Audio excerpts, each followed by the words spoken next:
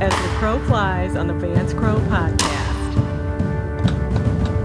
Nicole Williams, welcome to the podcast. Hello.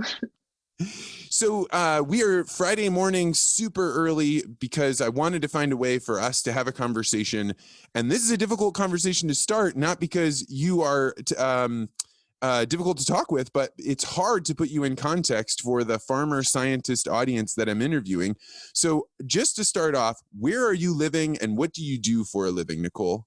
Yeah, currently I'm living in Northern Virginia, but soon to be in DC. And I just made almost a sort of career shift to venture capital, investing in sort of frontier technologies at a seed stage firm called Compound. But before that, I was studying data science at Lambda School. And before that, I was working at this startup that sort of created these experimental educational programs. And before that, I was at Liberty University. So I have been sort of all over the place, as my Twitter is representative of, I would say. So you seem very young to have this much of a career. How long were you at each of these different things that you're talking about? Yeah, I definitely did. A lot of these things were overlapping. I was at college at Liberty for exactly one semester. And then immediately after that, I started working at a software company, subsidiary of Gartner, researching software in the world that is weird niche softwares. And then during that, I was sort of creating an education for myself, sort of asking, what do I want to learn about the world and how can I still be learning it without paying $20,000 a year for university? And then after that, I worked at a startup for about a year and went through Medical Technology Accelerator, working on some technology that I was thinking about. And then Lambda School, which is 6 months for me. And then now DC, and I'm 22. So 4 years, that all fit in there. And so, this is an unusual thing for somebody to be at a venture capital fund and helping advise on investments. You kind of described that you're a self-learner. What is the draw to this and this kind of wild career? Yeah, I think for me, oh man, I think about education a lot. Education is something that's super important to me. And I'm definitely not anti-academia or anti-university. I think there's I love the idea of these places, but I think often they're not a good fit. People are sort of forced into a few very large boxes for their education. They don't realize that there are other potentials. And so for me, a lot of what I was interested, whether it's data science or sort of weird philosophical readings, it was hard to find that in one educational package. And so I just sort of started just basically quizzing all my friends that went to universities. I saying, give me your syllabi, give me your readings, give me your data science knowledge or textbooks, and put together a big syllabi that I started sort of self-working through.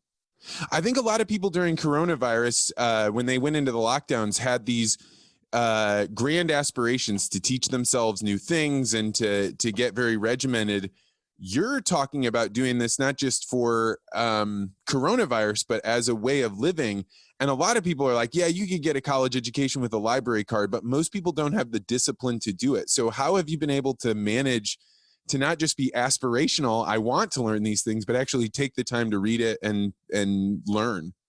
Yeah, it's definitely hard. I won't say that doing MOOCs, which is a big thing, whether it's Coursera, edX, you can technically get that Stanford class taught to you online by a lot of professors now. But online education is extraordinarily hard, as I think we're all learning in quarantine. Honestly, I think surrounding yourself with opportunities to talk about the thing that you're learning, to reiterate that information, and also just be excited about remember the original reason you decided to pace through this super long textbook by yourself is super essential. So I like to go to a lot of random lectures on the topic and just sort of start talking to people, see if the education really sunk into my brain. And have you learned enough to be able to apply it? I mean, you were working at a software startup, and did you know enough from your self-teaching to just jump in? Yeah, I think so. When I was working at the startup, it was a lot more amorphous. I wasn't technically a software engineer at the time, but I was basically getting to talk with a lot of cool science agencies. So we worked with NASA and NIH and ARPA-E. And so it was a lot less applied at the time, which gave me more space to do applied studying basically on my own after work. I would ask the two co-founders, I would say, hey, there's this white paper I want to understand, like what math do I need to be able to understand this? And we would sort of work backwards once I already had that like applied piece of knowledge I want to understand. And often that piece of knowledge I was working towards would come from meetings or whatever. Somebody would mention something and I'd be like, wait, that sounds really interesting. That connects these areas of other things that I'm interested in. And so I think applied then less so. Lambda School is really helpful for that. Just building like a list of products in a short amount of time. You're sort of forced to get good at that applied education, but also just forcing yourself to apply the knowledge day to day. It's like learning a language. You have to just talk about things you're learning. Yeah, that's right. You can't learn. I mean, like I studied Spanish in high school for a couple of years and then took college level Spanish. But it wasn't until I went to work for a paving company where I was surrounded every single day by people speaking Spanish that I was like, oh, that's how the language works. Like, oh, that's why you need nouns and verbs and conjugation. Yeah, I think that's a benefit too, honestly, to self-education, because a lot of times it's really challenging, even if you are the most experienced educator, to keep your curriculum aligned with the real world. I would almost say even it's impossible. And that's why like the case for liberal arts education is so strong. You're setting like a foundation, not like an exact experimental like place for a person to learn the thing that they're going to do in the real world. And so if you maybe don't have the money or the time to go through like a 4-year degree, in many ways, like putting yourself in that real world environment in any way that you can, even if it means like, for me, it meant taking jobs that were not super ideal sometimes. Being able to sort of put yourself in that environment where you're getting the application, you're seeing all the stuff that like no university professor can realistically keep up with, was really high pro for the whole self-learning situation. I think that somebody that goes on the self-learning path that you've gone on, like you are really betting on your own sales ability, because most everybody else has this little warm piece of paper that keeps them warm. And then when they want to apply for a job, then they just put that piece of paper forward. And I can belittle it, but I have that, right? Like if I get into a situation where I had to go apply for a job, I'd be able to say, well, look, I have these degrees. They prove my intelligence, my ability to work, my ability to get things done. Does that frighten you at all, living in this world? Yeah, I think it definitely is. I don't know if I would say frightening. I think it would say it's very motivating. Like I'm motivated by the idea of a challenge. And so knowing that the decisions I make about my education have to provide, like at the end of the day, they have to provide value in some way, not in terms of like a just very strong productivity framework for everything I'm learning, but like I'm really forced to evaluate everything I would be learning in a way that I don't think I would have been forced to think about in university. And so it's sort of invigorating, honestly. It's also invigorating to be able to talk to people about this and be like, I chose to learn all of these things. I chose to learn all of these things because they fit into this narrative of how I'm interested in the universe. And that's not something a lot of people can say. And so I think even that talking point alone is compelling when I talk to other people. Like, you decided to read that textbook yourself? Like your professor didn't make you do that and it was still interesting? And I'm like, yeah, honestly it was pretty interesting. So yeah, I mean, that definitely sets you apart, and I think it's represented in your Twitter feed, right? Like, because you don't have a standard curriculum, right? You're not being like, well, as most sophomores that have gone through college have this much education and they quote these types of things or they think these things. Your Twitter feed is the feed that I try and point people towards when I'm like, you need to get out of your network and find something different. And I don't mean it in terms of like, go find somebody you can argue with. I'm saying, go find somebody that thinks about things that you don't even think are real or have no concept that this is something important in the world. And your feed is a constant stream of that. Oh, yeah, I feel like that's part of why I like Twitter, is like a good portion of my tweets, I would say, are just me saying, hey, what about this weird niche of the universe? Like, does anybody who study this exist? And then suddenly 10 people come out of the woodwork and they're like, oh yeah, when I was, studying in Columbia, I met this person who told me all about this book and this area of study. And I'm like, great. Like once you sort of invest in that like knowledge of like fringe parts of the world, it sort of compounds. And then people who are also interested in that come towards you. And it's just this great, like, large rolling snowball of weird knowledge. How do you think about who you follow, who you let into your attention stream on Twitter? Ooh, I would say people who, it's very hard to explain, but when you look at somebody's feed, I think you can really tell whether they're trying to like whether they're trying to fit a certain image, like there's stereotypes of like all the corners of Twitter and the people they tweet, the people they retweet, the people they like. But if you go to somebody's feed and it's just like a hodgepodge of interesting, weird thoughts, and they're not really concerned about like optimizing for retweetability or optimizing for looking cool, that's like a really high signal to me. I would rather people who are just genuinely curious about the world that have like much less experience or much less like whatever else it may be. That's the most interesting person on Twitter to me. Yeah, I interviewed Yosha Bach maybe a couple months ago, and he uses this term all the time, normie, which like I am quintessential normie. Like everything about me was, go on to college, go do these normie things. But when I think about like the idea that you're describing there on, hey, I'm going to post something out into the world, is this something that anyone could post just because it occurred to them or they've seen this? It's basically, I think a lot of people on Twitter are an echo. They heard somebody say something, they maybe changed it slightly and pushed it out into the world. And like, when I think about that, I definitely don't want to be that. And then you kind of go through this whole thing. Well, am I scheming then to try and be something I'm not? But I think there's something to trying to find out, like, I only want to add into this conversation something that is enlightening in some way. But it's hard to describe how to create that value. Yeah. Okay. It's also really crazy that you mentioned him because I followed him on Twitter for a while because he's sort of like in the AI space, but I didn't really know who he was. And I went to this conference in Prague and he was one of the speakers and his speaker was great. His speech was great.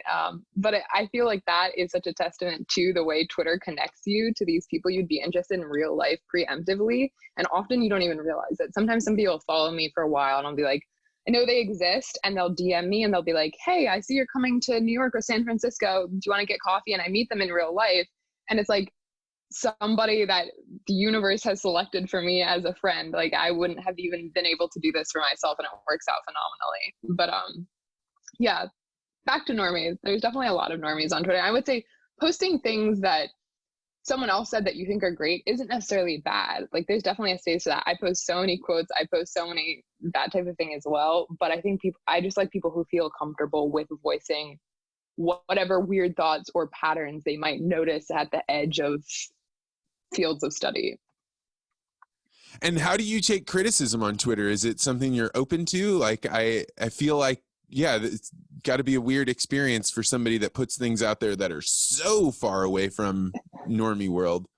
Yeah, it's definitely odd. It depends what it's about. It's definitely also like gone up recently because sort of the network of people that I actually talk to more often that know like the way I tweet or when I'm joking or what things I'm genuine about has decreased relative to my follower size. And so there's a lot of people who are just sort of like, why are you tweeting this thing? And I'm like, it's ironic, but I can't explain that to every person who responds to me. So I don't know. People for the most part aren't that bad, but most of the time I'll sort of like take it to the DMs if it's something I really feel like I need to respond to, because it can be, everything feels like it's like a public decree when you're responding to somebody on Twitter sometimes. And so you just got to talk to them personally, which I think is the same thing in real life.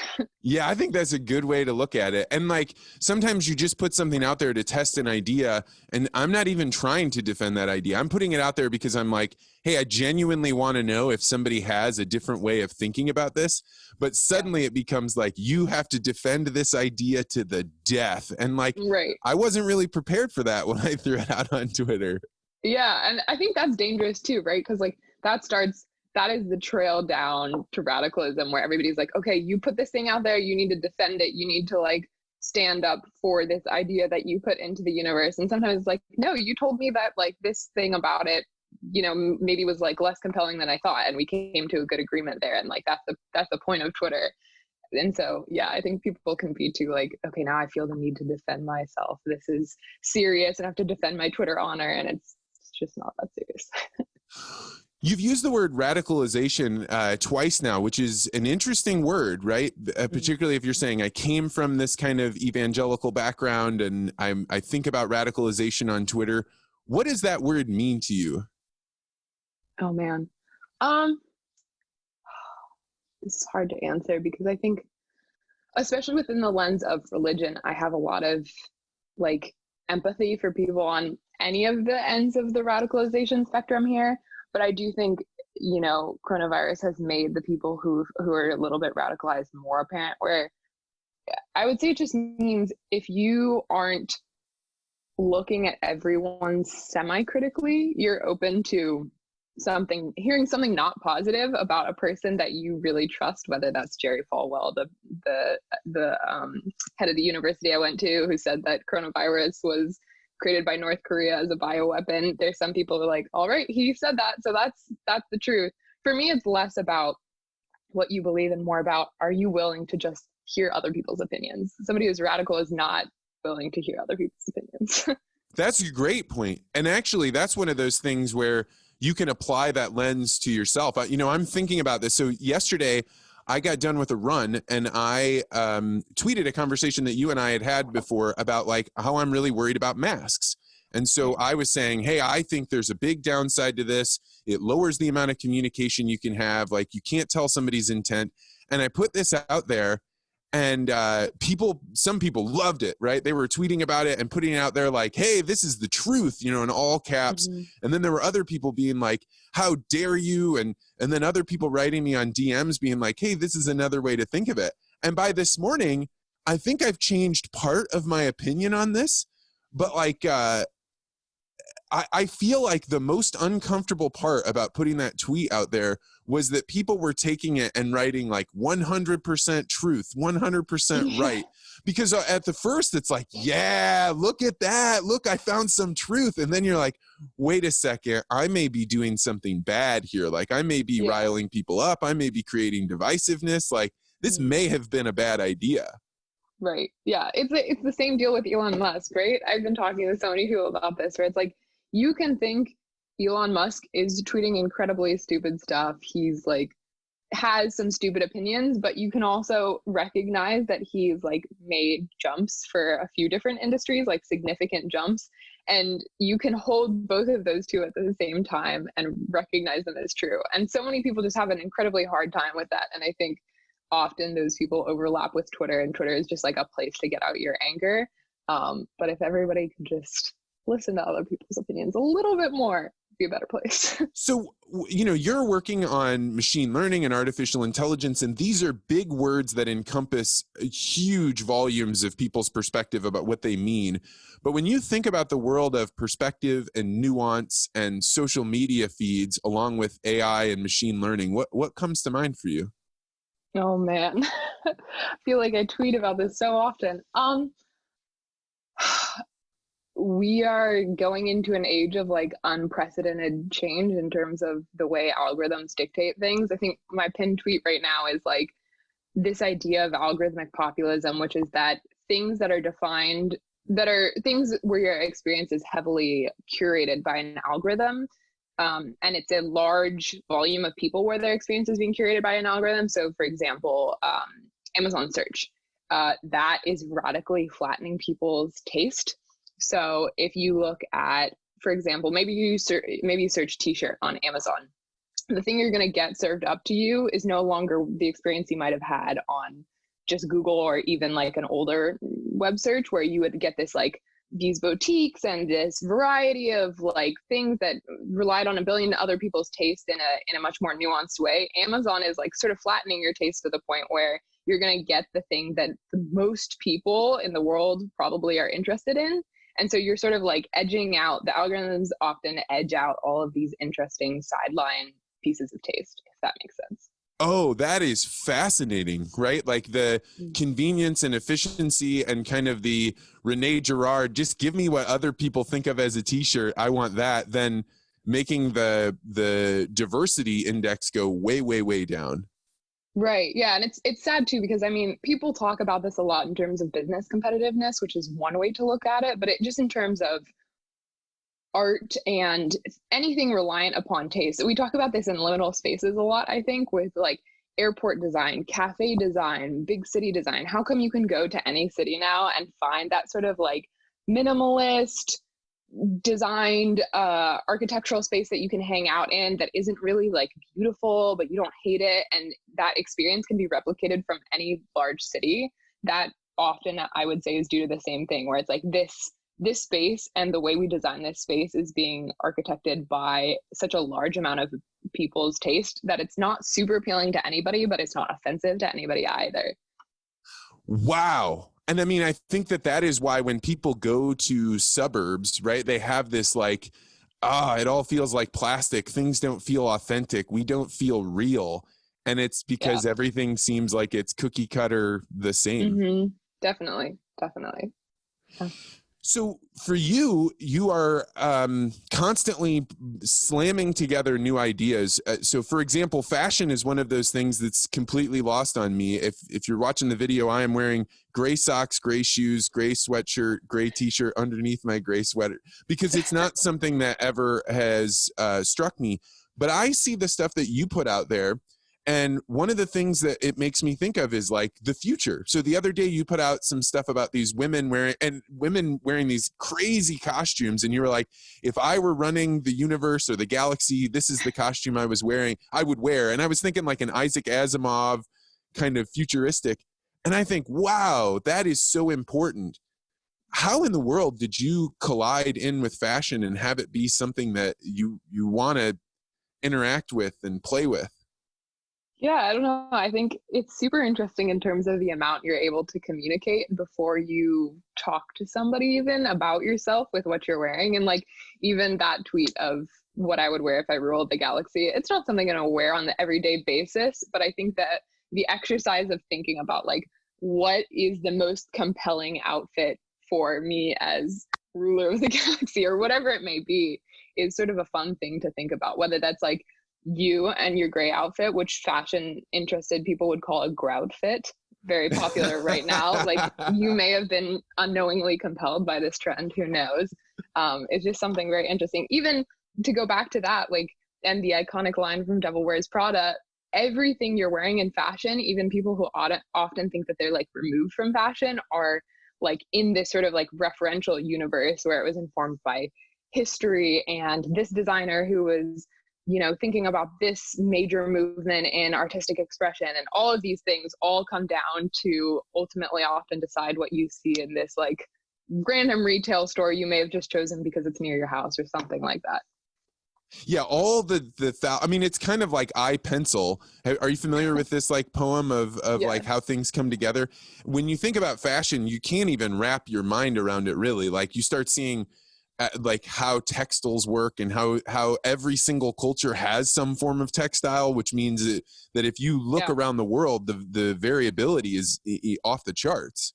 Yeah, textile sciences and material science are also super interesting to me. I was in Istanbul this past summer, and it was really cool to go. A lot of their art museums have so many more textile centered pieces because textiles are obviously like a huge part of Turkish history. Yeah, I think that area of it, that's also like another area that combines my two favorite things, which are sort of science and art, where you're really getting down to like both the utility of the material itself. Like, is it stretching the way you need it to? Is it helping you like move better? But also this very like beautiful tradition oriented, family oriented practice that's been handed down over centuries. Just a very exciting field in general to me. Yeah, the St. Louis Art Museum is like a national treasure. It is an amazing art museum right in the center of the country. And downstairs they have this textile area. And if I had not met my mentor, Pete, I would have just been like, who cares? It's a rug, right? But he would always take a tablecloth, like if we pulled something out, and he would hold it up and he would like fold it over to see like how close the thread were put together, or how did the machine go together to knit it. And it's like all of these things that surround you, but it's just like water. If you've always been swimming in it, you don't realize how much thought and ingenuity and industry went into it.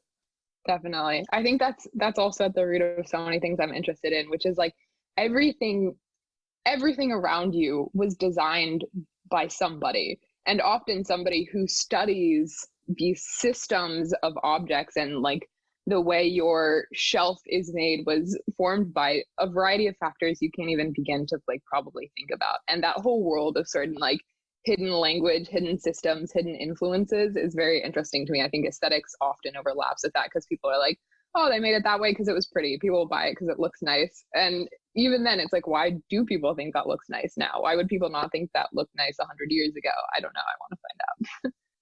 Yeah, and fashion is one of those things that it changes so much that what is considered classically beautiful or classically oriented, I mean, maybe that lasts 50 years, right? If you go back to what would have been classic 100 years ago, it would be so far afield from our aesthetic that we would be appalled by it.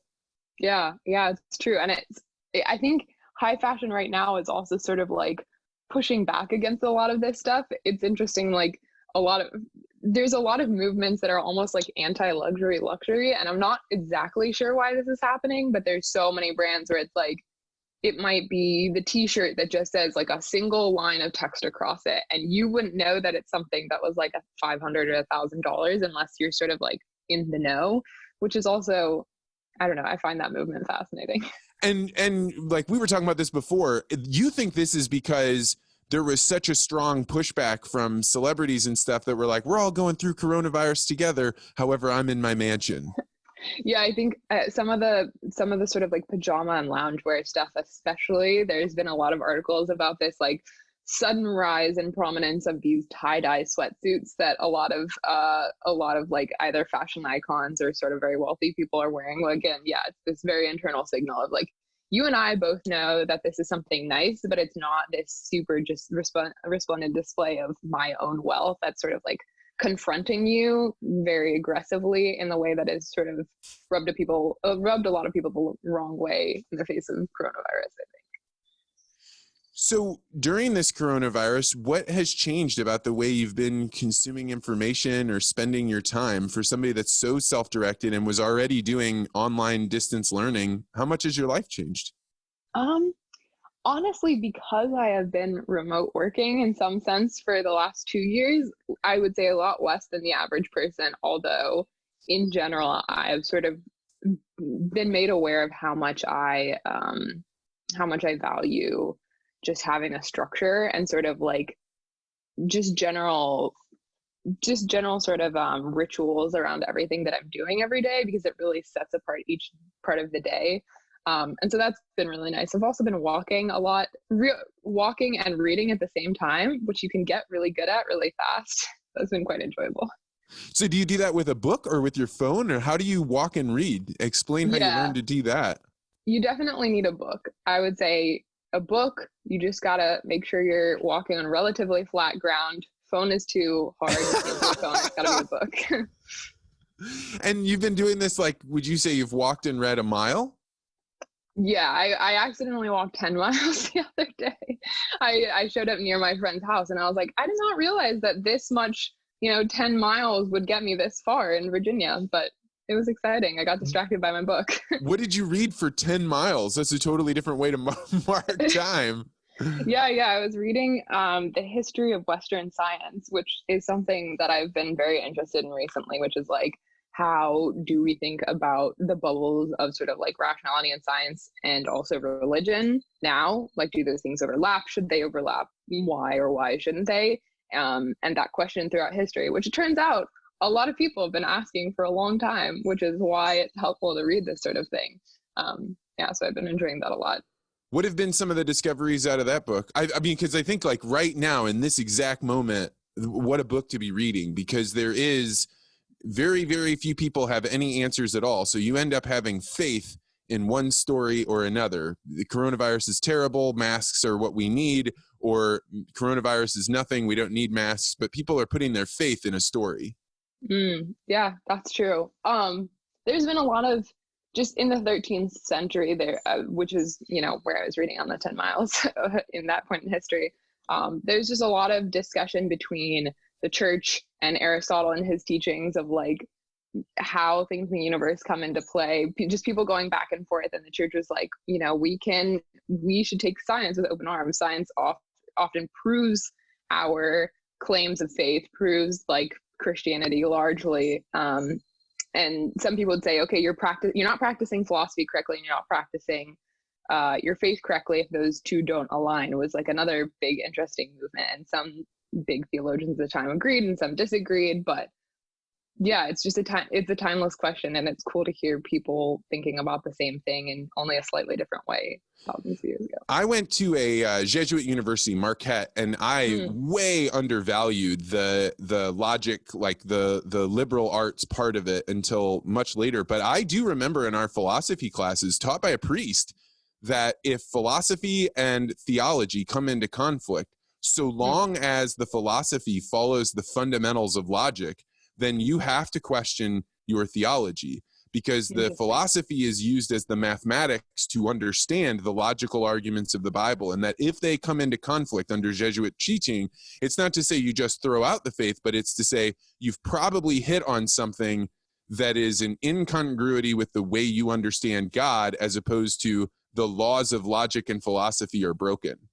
Yeah, I'm so interested in that question. I think it's super hard, even just in terms of like, if you look at the wideness of the way Christianity has been practiced throughout history, even currently, I have, a very limited exposure to majority sort of like East Coast Protestant culture. And luckily I went to a school where I got to talk to a lot of Orthodox people, honestly, a lot of atheist people surprisingly at a Christian school. But there's just such a Christianity in Africa, and the way that like sort of a spirituality is more highly valued there, and aesthetics are more highly valued in Orthodoxy. I think a lot of times it's also easy to like put your own beliefs into logic, surprisingly, right? Logic should be immune from that. But I think I've recently realized how much my own like religious education was centered about how can we prove these things out? How can we study apologetics and all these other things to perfectly argue our points in a way that nobody else can argue with them. And in reality, it's just a very difficult balance.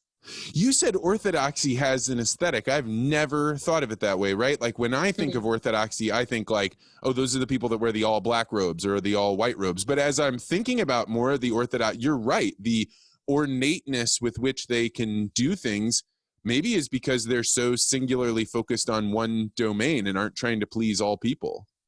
Yeah, and just I really admire, Eastern Orthodoxy. In general, it's prominent in Orthodoxy, the idea that we should be worshiping with our entire body, basically. And so all of your senses, it should be an experience that occupies all of your senses, whether that's your smell and like just all sorts of things. You're smelling, you're hearing in different ways that aren't just singing worship music. And for me, I think that's super compelling. I think that should be a more prominent part of most churches. You were mentioning Africa or like this is what I was thinking of as you were talking about some of the spirituality. So I lived in Kenya for a while, and it wasn't until I came back from there and I started studying culture from, a more objective standpoint. And they talked about a concept called monochronic and polychronic time, which is depending on what type of culture you're in, how do you view the way that you spend time? So in a capitalistic, industrialized culture, we have monochronic time. Like everybody shows up at 8 a.m. to do what they're supposed to do. And then when you're done at 5, you go home. If you're talking with somebody like you and I are talking and our meeting time is up at 5:30, you understand if I'm like, hey, I got to go talk to this other person. However, in polychronic time, which, you sometimes think of as like island time, you have this concept where people are much more relationship focused, and they're all about the experience going on right now. So if you then came to me and said, hey, Vance, it's 5:30, I got to go, I would be like, what? You don't value this relationship at all. So taking an industrialized mindset and dropping it into polychronic time, it makes you almost explode because you can't handle the fact that it seems like everyone is rejecting you.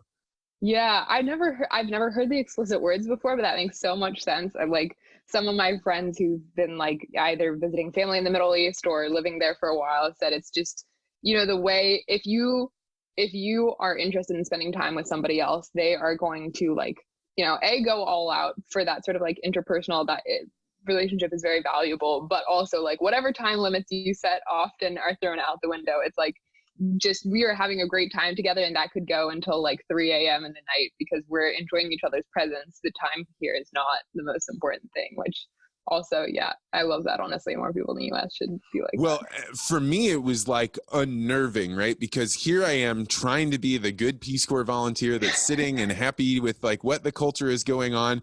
But at the exact same time, I have this Swiss watch going off in my head about the things that I'm missing and like how things aren't working. And I think about this in the context of church. And for me, I was not in the moment because before we went to church, I'd be like, well, how long does this last? And they'd be like 2 hours. And I'd be like, all right, start the clock, right?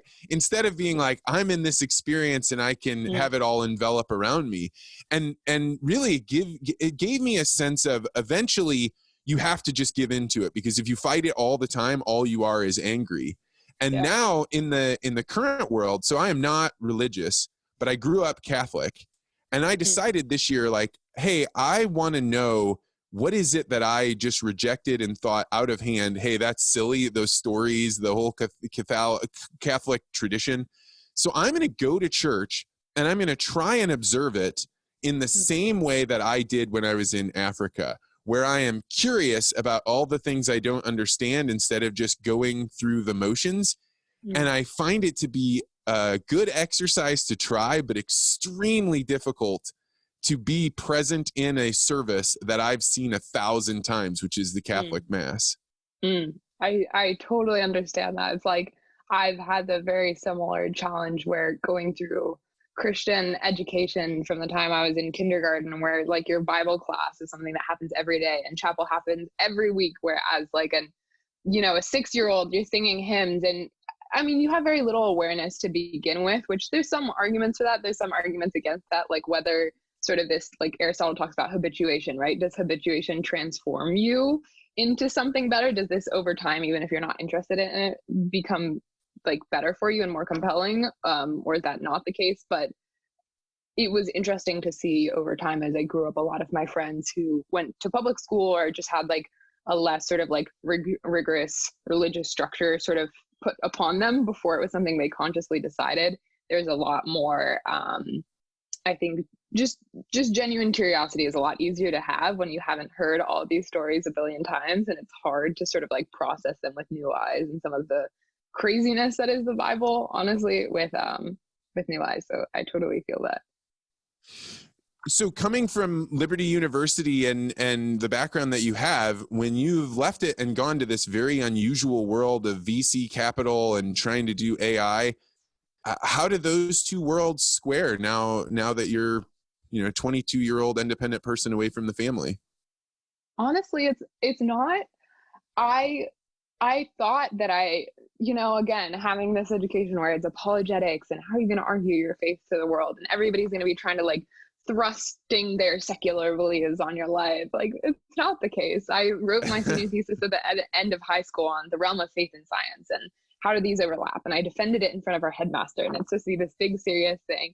And on one hand, it was great. It prepared me a lot because I read great thinkers in this space and sort of like knew what the historical precedent was. But on the other hand, like, everybody is interested in these questions. Like, some people have radically different beliefs than me about like Silicon Valley and the sort of state of ethics there.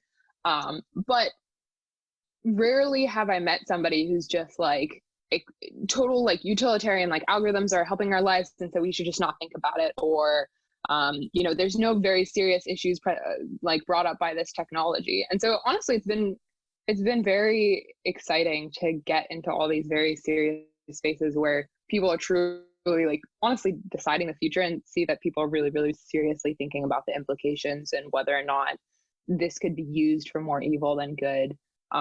It is hard because often, especially, and we're sort of in this AI race against China and a number of other places, I think we have like we're in a challenging space where you have to decide, do we want to not develop this thing that could be used for evil and let China potentially just go for it ahead of us and have total reign on that space, or do we develop something that could be very detrimental, but still at least have sort of like national reign on that space? What is the race? What's the end state? What's the point that you get out, you cross the finish line, and you're like, we won? That's a great question. I don't think anybody knows. Yeah, that's part of the challenge. Is it's sort of like how much money do we need to put into this? How much talent do we put into this? Like, what does winning against China, like, is there ever any point where anybody like puts up the white flag and is like, okay, I'm done like working on questionable technology, you guys won the race? I don't think that's the case. And so it is sort of a false framework. Yeah, I think there's. But what is it that people are trying to create? What is it that we want to make sure we create before another culture does?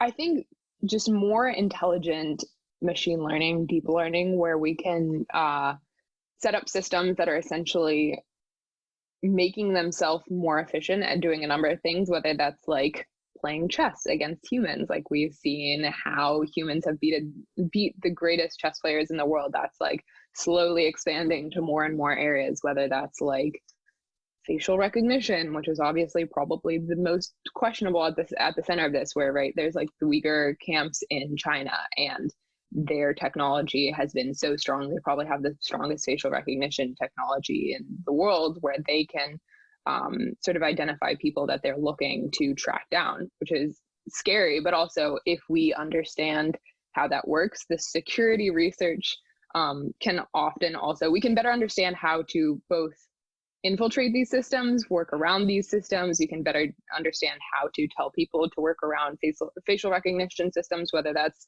wearing something on your face, painting something on your face. Like, that's a very prominent area of research at the moment. Well, that's interesting, because that's a little bit like, hey, we have to study viruses, which is dangerous, in order that we can know what they can do. Like we can find things to prevent. That's fascinating. I had never thought about AI research being, I mean, you could frame up an entire program just on defense, not even to go on the offense. Yeah, like, so OpenAI, funded by Elon Musk to sort of like democratize and open up AI to more people and make sure it's like a ethically developed space. Earlier this year, or earlier last year, came out with GPT-2, which is basically like a natural language processing like generator. So basically, somebody, to give you an example, somebody trained this algorithm and had this essay generated that they submitted to a contest, which is all other humans, and the essay won like in the top 10 places. Nobody knew that this essay was generated by AI. And before releasing GPT-2, because it's now accessible by the public, you can sort of play around with it and do whatever you want. OpenAI actually paused for a little while and said, we've come across some research. We think that it is so transformational. We're not sure about the implications. We're going to hold off a few months, think about this, and then decide what to do. And they ended up releasing it. But I do think it's going to be transformational, whether it's like they can almost replicate a scientific study or like a news article with the accuracy and sort of like order of the way this produces text.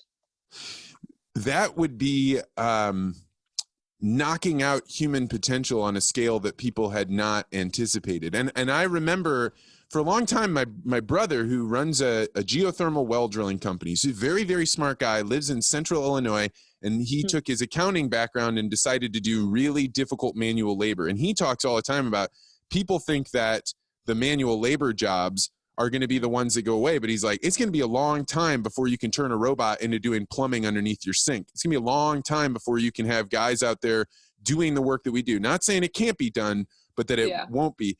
And I think a lot of scientists have been sitting around being like, well, it's not going to get us. Like, we look at our intellect. That's what makes us valuable. But you're saying something that is not what people were anticipating. They were anticipating the working class man would be knocked out, not the scientist. Yeah, I mean, I think GPT-2 is definitely not like largely representative. Natural language processing still has a very long way to go before I think it's replacing any writing. But again, this is an idea, honestly, that got me into AI in the first place, which is this guy, Douglas Eck, who's this Google researcher, was doing this research about music that's algorithmically generated, and was asking a lot of questions of, will creativity ever be something that is like algorithmically replaced? And he would say no. He would say no. Throughout all of time, algorithms are often like a lot of tools that we've started out using, and people were like, oh, are the pen and paper going to replace our brains? Are we going to forget everything we've ever learned because we're using pen and paper? Like, is this going to dictate how the rest of our world develops? And maybe it was true, but we still sort of retained our human nature and managing all these technologies. And I think for a lot of cases that people imagine, like immediate, like plumbing or creating art, like it's just going to totally be replaced. And that's not the case with a lot of things. There's plenty of areas to worry about, I will say that, but I think it's, people often like don't have the correct framework around that, I think. Do you have like a dystopian future state in mind that you're concerned about where people don't have as much use because of the AI? I would say the thing I'm most concerned about is the areas of that algorithms are applied where something people really commonly misunderstand is that like for a long time, AI has been around for longer than many people realize, but didn't jump forward because of the amount of data and processing power we had. And so when Google sort of threw its processing power and its data into these things, we really started seeing stuff take off. But I would say the more concerning part is when people think that if they have put historically correct and robust data into a system that will just sort of predict things into the future that are therefore like ethical and good and everything is fine. And often we're taking bias from the past that might have been true but not good and sort of pushing people into that same pathway in the future. So one is like legal systems or insurance systems where somebody is taking like a smaller people group might have had like higher insurance rates from the past for some data-backed reasons. Whether or not they are valid reasons is questionable, but those are then projected into the future where they continue to have higher insurance rates. And it creates this like rolling system that people can't get out of. And people also don't often question because they're like, it's data-backed. We don't need to think about that. And that's not the case. Yeah, I think there's an interesting thing that goes on with science, and I see it right now going on because of coronavirus, which is the is-ought dilemma. And I think a lot of people, once you hear this framework, you're like, man, I guess I'd never really thought about that. But it is, for people that don't know, science discovers what is true. But what is true does not say then what we ought to do is. And there are a lot of people in the scientific community that they grab an is that says, hey, the data shows us that within this error measure, we can do these things. So therefore, we ought to do this. And that is a science-backed reason. And what they've forgotten is somewhere between when they had the is and the ought is a value that they imputed into that. And algorithms, like when we trust them to tell us what we should do, they are putting an ought from that they've derived from their is into it.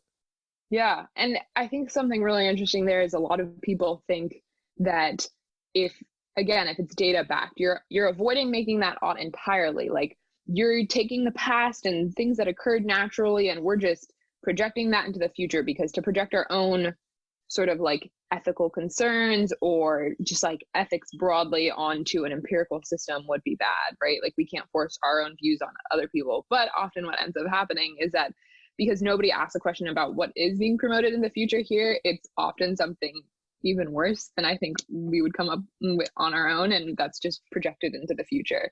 And so, yeah, and also even with the is, often we're sure what the is thing was because of, and that's not the case. So it's like, again, you saw that you've like this people group with super high insurance rates, and you're like, these people were more likely to have like car accidents, or their car was more likely to get stolen or something like that. And maybe that's because of the system that was around them rather than those people and any core trait about like them as a people group, which is almost always the case.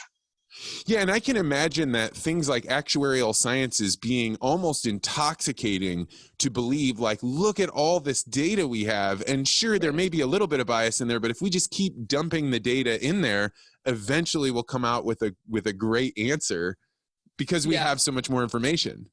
Yeah, it's a very powerful feeling, right? Like that's the other thing. I think algorithms and AI are sort of concentrating this inequality, because all of a sudden it's like, the people who write these systems, your bias is then almost executed on such a extraordinarily large amount of people. It's a very powerful position to be in, and it's almost more dangerous because it doesn't seem like power is there. It's like, it's not the future where robots are clearly taking over humanity. It's the future where using this app that makes your life a little bit more easy is like putting power into the hands of everybody who's dictating your future in a way you don't even realize. So you seem very bold and confident and optimistic, and somebody that is like easy to cheer for you to like, hey, I want to know what Nicole thinks about the future. What about the future are you excited about that you think people are missing right now? They don't see that, like, we have these great things coming. Maybe you don't have them. You just seem so optimistic. No, I definitely have them. I think medical technology is something specifically I've been pretty excited about for a while, and my excitement is only climbing. I think, I went through that medical accelerator with the Nova Hospital, sort of researching how we can get better at diagnosing different types of cancer with data science, machine learning, and obviously HIPAA regulations and all sorts of data privacy regulations have been sort of a unique challenge, some of the highest data regulations in place in any industry. And so I think there's a lot of things like federated learning that represent a big shift coming soon. We've seen a lot of industries transformed by AI and sort of. What is federated learning? Federated learning is something that if you have Google Keyboard on your phone, for example, utilizes this technology where basically you are taking personal and often sensitive data. Like, you probably don't want to Google people to be reading every single text you're sending. And they sort of basically come up with a local takeaway or abstraction or algorithmic change that they are going to send to the cloud to add to their Google Keyboard, like, broader algorithmic systems, but they're not sending every single text that you sent, every piece of personal data to the cloud and to Google broadly. So it represents a lot less of a security risk. It is still, there's a lot of questions about, can you reverse engineer from that abstraction any of these personal data? Or, like, if you have a large amount of data, could you work backwards to the data that might be tied to you?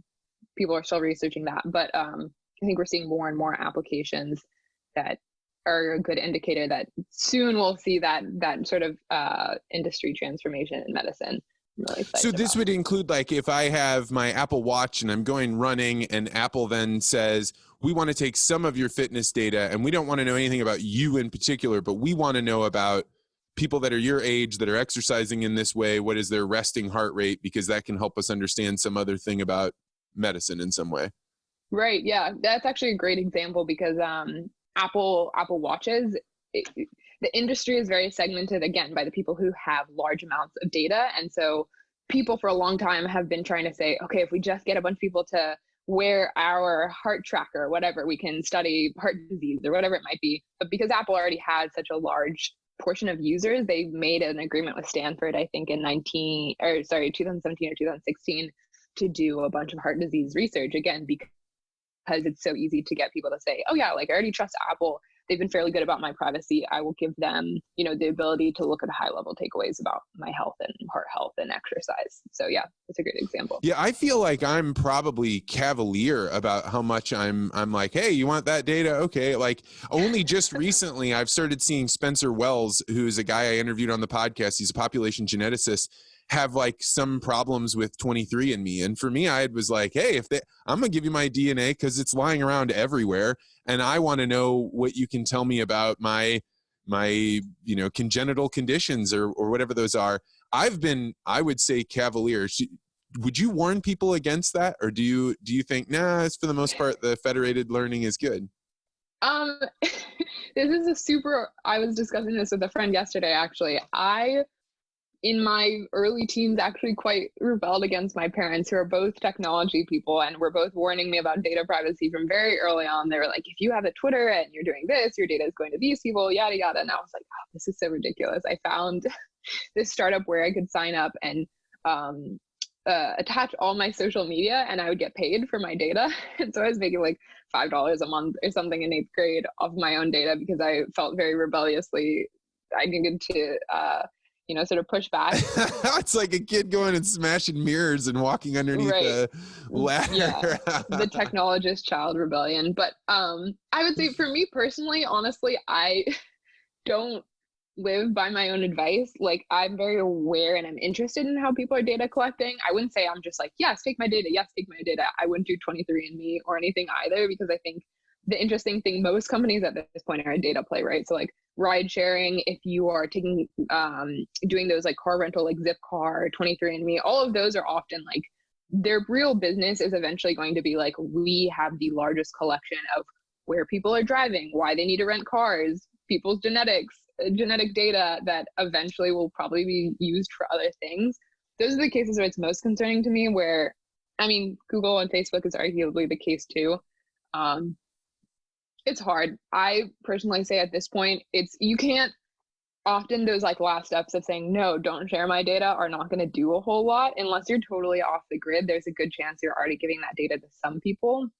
So like, yes, I'm an advocate for making conscious decisions, but I think you have to be aware of the large data collecting ecosystem you're living in to begin with. In the ag world, this data collection is off the charts because the farmers have the ability to track basically every square foot of their farm. If they have the right equipment on their tractor, the way that they plant, what they spray, how they harvest, and you could potentially make a case that if you're the company that is puts a little USB puck into a tractor, there is the potential that as that farmer is harvesting their crops, the whoever is collecting that data can say, hey, we know that the bushels per acre in this area is going to be about this much, so we can start trading futures.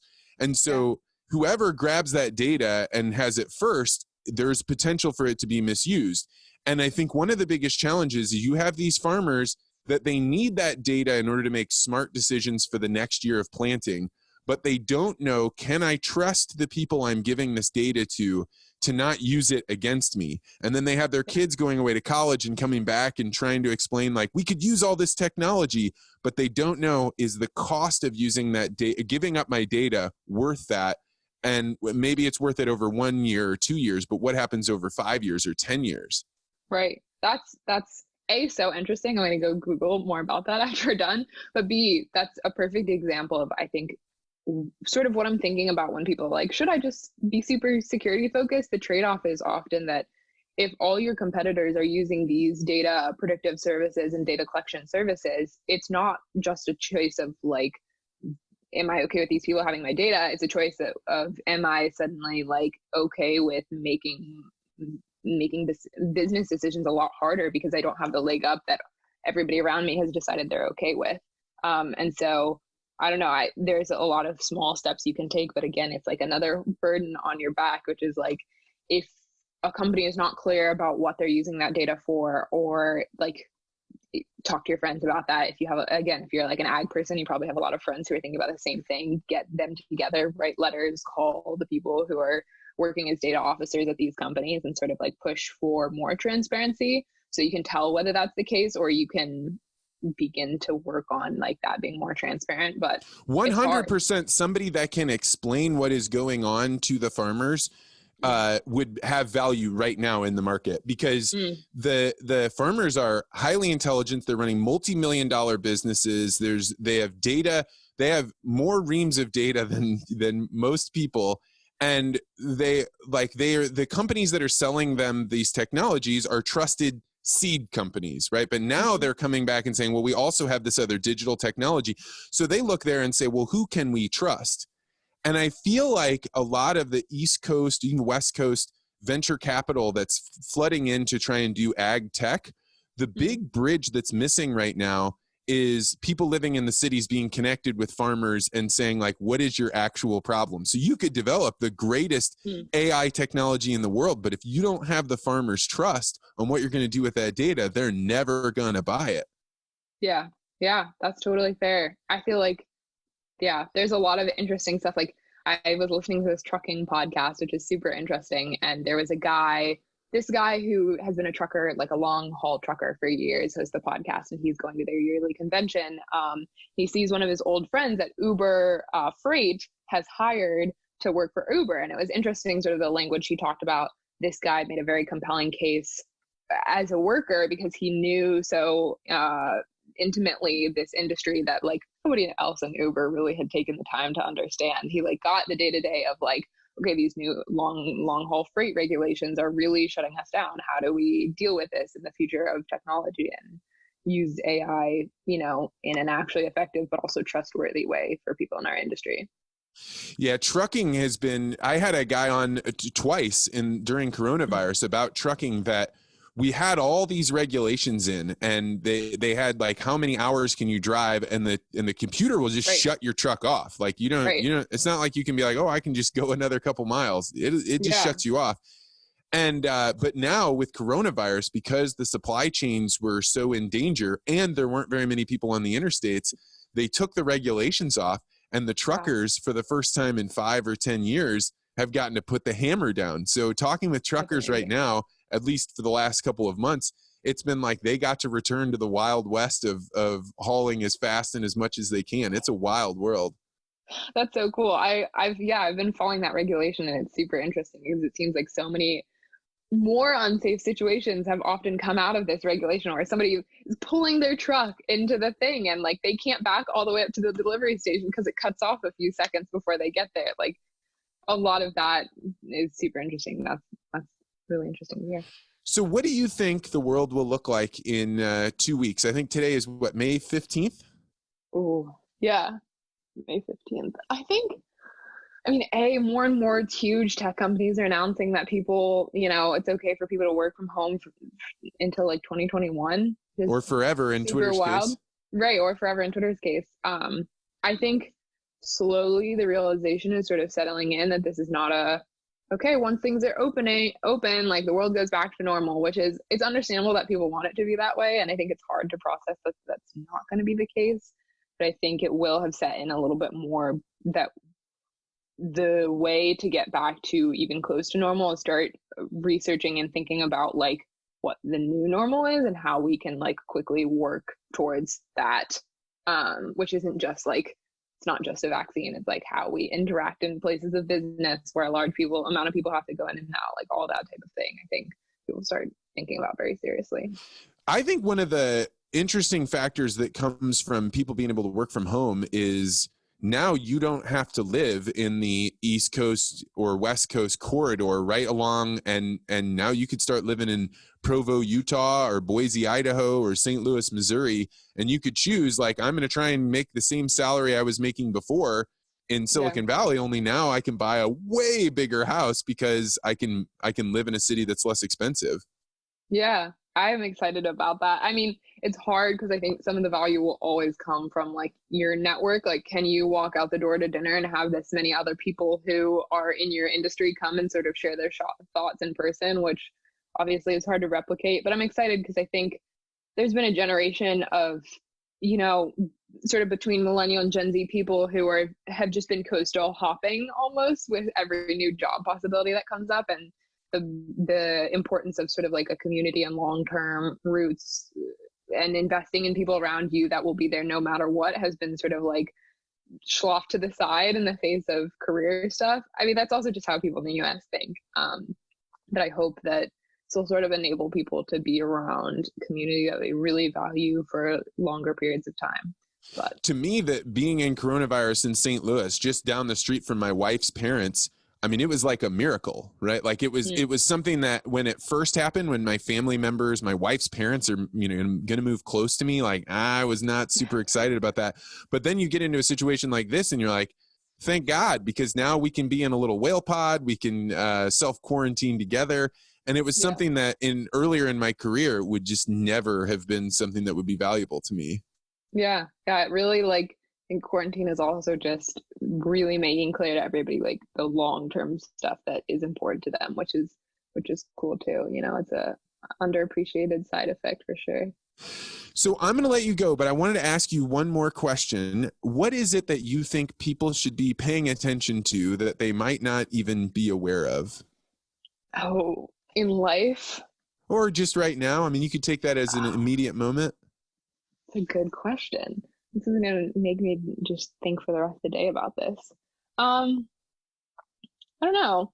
I would say I'm going to give the same answer that I would give even if coronavirus weren't happening, which is just like things that you find interesting that nobody else thinks is interesting, whether it's about the way the world is operating in the face of quarantine, like new behavior that is emerging, new patterns that you're seeing. Like, don't just think about that thing mentally and throw it away. Like, talk about those things with other people. I think that's been the most rewarding for me on Twitter, is everybody else is seeing those little things that you ignore often. And so much of the most interesting insight comes from paying attention to those things. Amen. Amen. And when you find somebody that said something you don't understand, like, just be curious about it instead of saying, no, I either need to kill this idea or I need to see it succeed. Just be curious. I'm totally down with that.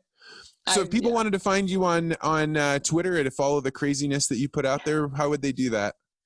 My handle is at N and then Williams is my last name and then 030. So, if you hear my handle and you follow me, send me a tweet.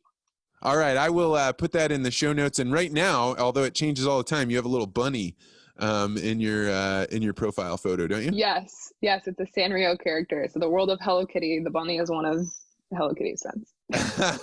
Nicole, this has been I've been a total pain in the ass to schedule with. I'm so grateful you did this. This is a wonderful way to start the day. So thank you so much. Great. Thank you.